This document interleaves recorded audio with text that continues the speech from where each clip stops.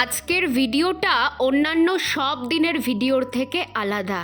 গায়ে ধুম জ্বর, অসহ্য মাথা ব্যথা, নিচ থেকে বাড়ির লোক চিৎকার করছে, আর ডাক্তারের কাছে নিয়ে যাব না, শখ করে অসুখ বাঁধাবি আর ডাক্তার দেখাবো আমরা।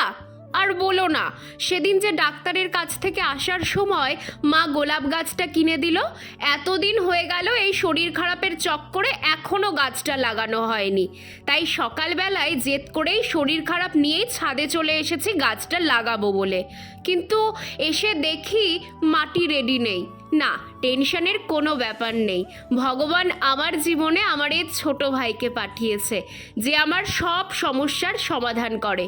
এই পুচকেটা এসে বলছে, মোমো চিন্তা করো না, আমি গাছটা লাগাবো।